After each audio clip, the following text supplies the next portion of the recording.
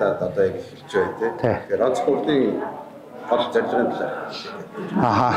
Яг онц их хурл бол хилцэх асуудлаа дотоодоос өөрсдөө одоо гаргаад өөрсдөө асуудлаа ингэ шийдвэрлээд явдаг. Тэгэхээр ямар асуудлыг те заалнаас яаж босч ирэх нь тэр агуулга нь нарийн сайн мэдэхгүй байна. Гэхдээ гол явж байгаа чиг нь өөрөө бол саяны нам дотор одоо болж өнгөрсөн сонгуулийг одоо дүрмийн бус те одоо зарчимгүй одоо үнэт зүйлээ одоо уландаа гიშгсэн байдлаар хийгдснээс улбаалж одоо хийгдэж байгаа гэж бол харж байгаа. Таны хувьд захим орчинд болон яг арчсан намын өөрийн хариа намын өвөг дээрээ бас яг энэ дотоод сонгуулийн үеэр бас нэгдээ эсэргүүцтэй илэрхийлжтэй бодлоотой зүйл болсон гэж яг дотоод сонгуулийн үеэр ер нь хөдөлж авсан гэдэг ягаа тэг гişүүдийг шилээр хийсүүж бодсон. Энэ талаар нэг тодорхой тайлбарч. Яг процессын алдаанууд гэвэл маш их байгаа. Одоо жишээлбэл эмэгтэй хүний нэрэн дээр эрэгтэй хүн байдаг юм уу? Царцаа нүүлгдэг байд юм уу? Нэг бол саналын хуудаснуудаа өөрсдөө дугуулдаг байд юм уу? Эсвэл нөгөө нэр дэвшиж байгаа хүн өөрөө сонгуулаа өөрөө удирдаад одоо үндсэндээ сонгуулийн одоо дэд хороо тий зохион байгуулах дэд хорооны дараагаар өөрсдөө болоод өөрсдийнхөө өмсүүдийг сонгуулийн хэсгийн ороонуудад тавиад өөрсдийнхөө өмсүүдийг сонгуулж агаад өөрийгөө дарга болгочихж байгаа. Яг процесс алдаанууд зөндөө байгаа. Дүрмийн хувьд ярих юм бол үндсэн дүрмийн одоо сая шинж яасан шүү дээ батлагдсан 1 сард. Энэ дүрмээр бол 106-гийн 6 дээр бол одоо намын их хурлаас сонгуул зохион байгуулах төр журмыг зохион байгуулна гэж байсан.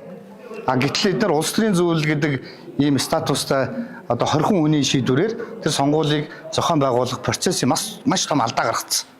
Тэндээс л ерөөсөө энэ нам ерөөсөө болохоо байлаа. Бүртгэлийн асуудал дээр маш их алдаа гарсан тий.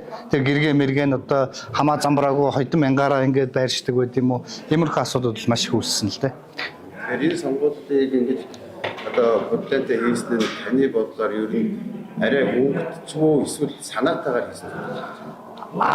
Энийг санаатай байх магадлал маш өндөр. Ягаад тэгэхээр энэ өөрөө тийм их богинохон хугацаанд маш яаруу санд руу хийгдэж байж штэ. Тэндээс нь харахад ойлгомжтой байна. Энэ бол санаатай ардчилсан намыг дотор нь хаглах тий иймэрхүү процедур явуулчлаа штэ. Сая жишээлбэл Монгол Ардын нам тэр 30-32-оор ингээ хуваагдсан ийм нөхцөл байдалд тэр Монгол Ардын намыг бид нэр тий атакац хийж улсын хурлын одоо танхимдаа орохгүй байгаагаас болоод ардын нам нэгдэж байгаа байхгүй юу? Амар ойсголон оюун эрдний талыг тийм биз дээ. Инх баяр зандан шатлын тал бараг чи тийм хулгай хийгээд нотлох баримтчин байна. Одоо АТ-гээд өгнө гэж байгаа энэ нөхцөлд амар ойсголын эдгээр хайчихжсэн гэхлээр номтой баярын эвсэл рүү орох гэжсэн. Ингээд Монгол Ардын нам бүтэн хоёр хагарах гэж байгаа энэ нөхцөл байдлаар манай нам атакац хийж улсын хурлын танхимдаа ороогүй. Эннээс болоод ардын нам буцаж нийлж нэгдээд шинжилсэн засгийн газар гэж дахиад засгаа шинээр байгуулаад дахиад эвлэрээд авчлаа шүү дээ. Энэ санаатай үйлдэл биш гэж үзэх амар хэцүү шүү дээ. Улс төрийн одоо лидерийн хувьд улс төрийн одоо гишүүн буюу 42 арслан намын гишүүн энэ болгоныг урьдчилан тооцож, прогноз хийж энэ дэр тодорхой шийдвэрүүд гаргах ёстой байсан. Зөвч бай, бурууч бай хилцэж байгаа хуулаа тий саналаа өгөөд асуудалд ингээ оролцоод ингэж явах тусмаа арчилсан намд бол ашигтай байсан гэж бол харж байгаа. Тэгээ өчигдөр одоо онц их хурал хийж ийн гэдэг те хэдэн хүмүүсүүд өөрсдийгөө сонгоцсон. Тэгээ өөрсдийнхөө төлөөллийн баахан хүмүүсүүдийг авчирж ирээд заал дүүргээд өөрсдөө алга ташуулаад яасан ичдэг юм бэ? Хаана тэр үнэт зүйл зарчим байгаа юм? Тэр шудраг сонгуул хаана байна? Тэр шудраг сонгуулаа хийж чадаагүй байж шудраг бус сонгуул хийсэндээ баяр хүргээд нэгэндээ алга ташаад гэ шийдвэр гаргаад явж байгаад би бол үнэхээр одоо ичнэ гэдэг юм уу, гутна гэдэг юм уу ингэс. Би ч яг сонгуулийн яг явцсан үед нэг лайв хийж байгаад нэг амар ингээд нэг уурлаад юм болсон шүү дээ. Эний чинь цаана бол ягаад бухимдсан гэхэлэр Монгол Ардын намыг нийлүүлэх процесс нэгдүгээрт хийсэн. Хоёрдугаарт арчилсан намыг анхан дунд дээд шатанд бүхэлд нь хуваасан байхгүй. Энэ ямар хор уршиг байна гэхэлэр нэгдүгээрт арчилсан намын үнэн шудраг гишүүд байхгүй болно. Хоёрдугаарт энэ нам дахиж эвлэрэхгүй. 27 болон 28 оны сонгуулиудад ялагдах үндсэн суурийг тавьж гэж. Тэгээ одоо ингээд очиод ийм юм дээр одоо хүн бухимдахын өөр арга байхгүй. Биш одоо 10 хэдэн жилийн намын төлөө хоёргүй сэтгэлээ зүтгэсэн тийм үгийг одоо хүмүүс ямар тохиолдолд хэрэгэлдэг үү гэхэлэр маш их хорсож ууралсан үед л хэрэгэлдэг шүү дээ. Би тэрийг бол тэгээд юу гэдэг одоо таньдаг хүмүүс болон одоо хүмүүсээс бол уучлахгүйсэн. А гэлээ гэхдээ цогт хэрэглэгой болон хамтарч явж байгаа энэ шийдвэрийг гаргахад одоо оролцсон хүмүүсээс бол би уучлалт гуйхгүй гэдгийг бол аль бие усаар хэлсэн. Манай нам чи үнэт зүйл, үзэл баримтлал, анхан шатны гишүүдийн санаа бодлыг ингэж дэвжээж тэрийг нь хөгжүүлж ингэж нам чин суурилдаг, гишүүдэд хүндэлж тэгсэн чинь гишүүд нь саналын эрх нь юу ч болсон. Царцаанууд санал өгөөд тэр царцаануудын саналаар хин нэгэн сонгогдоод тэр сонгогдсон хүмүүсүүд нь өөрийнхөө тэр царцааны одоо захиалагчтай ажиллаж байгаа ийм процессын юм руу яваад орчлоо шүү дээ.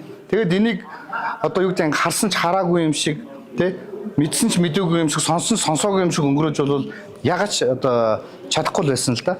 Яг нь нийгэм бол миний фейсбુક юун дээр бол чи гоншхонж ийн чи ингэж ийн гэж юм лээ. Би бол тэгж бол өөрийгөө харахгүй байгаа. Би бол зарчим дээр хатуу байгаа. Тэг гоншхоноод ах юу юм бэ чи? Би өөрийнхөө төлөө биш, би дарга сонгогдох гэж яваагүй. Би даргад сонгогдох гэж явж байгаад унтсан бол одоо гоншгоно гэж хэлж болох байх те. Тэгвэл хүлцэнгүү, хүлээцтэй те.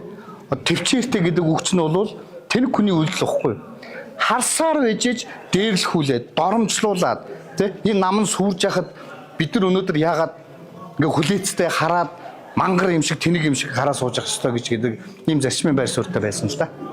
Тэгэхээр улс төрийн намын тухай хууль шинээр батлагдсан тийм ээ. Энэ хуулиар бол одоо шүүх улс төрийн нам доторх одоо бодлоотой асуудлыг маргаантай асуудлыг шийдэх хэрэгтэй болсон шүү дээ. Яг энэ хүрээнд ер нь одоо сая болсон ардсан намын дотоод сонгуультай маргаантай энэ бодлоотой холбоотой асуудлаас үүдэн дүнгийн зөвлөлийг ардсан намын дараагаас нь одоо буулах боломж бий юу? Бага шүү дээ. Одоо ерөөсөө тэр бол ягаад тэгэхээр мань хүн чи итгэл хүлээлгээд маш олон хүмүүс дэмжиж ингээ УБХ-гээр ингээ баталсан тий. Тэгсэн чинь саяны сонгуулийг бол ингээд зөвхөн өөрийнхөө хүрээллийн хүмүүсүүдийг бий болгох гэж оролдоод маш олон хүнийг нэр дэвшилтийг хийлгэж хуураад эн чинь залингийн гэмт хэрэг штэ. Маш олон хүн мөнгө төгрөгөөр хохирсон.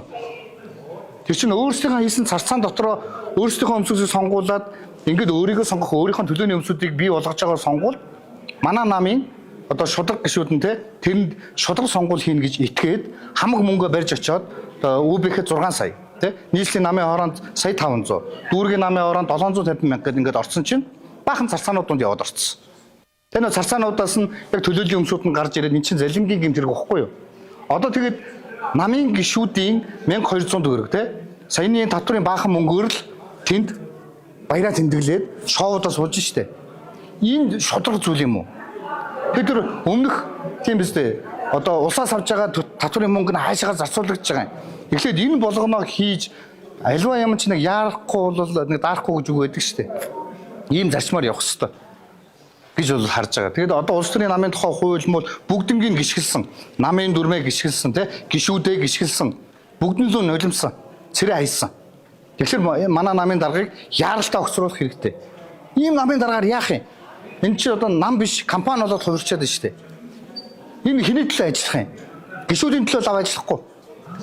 Хөгшин тэг залуугаар нь ялгаж бүгднгийн одоо юу гэдэг вэ 30 гишүүнтэй нам байсан бол тэр чинь баахан ардын намын гишүүдээр оруулж ирж ийм схем хийж явна гэдэг чинь болохгүй шүү дээ. Бүр ингээд өөр сургуулиудын оюутнуудыг бүр одоо очир гэдэг юм. Ерөнхий сайдын одоо харьяаллын сургуулиудаас Сүхбаатар дүүрэг жишээлбэл шилжүүлж авчирж ирээд тэднэрээ санал өгүүлж шít. Энийг бид нэр харахтаа ардын намын гаргаж байгаа манай намыг хагалж байгаа ажиллагаа гэж харахаас өөр яах юм? За.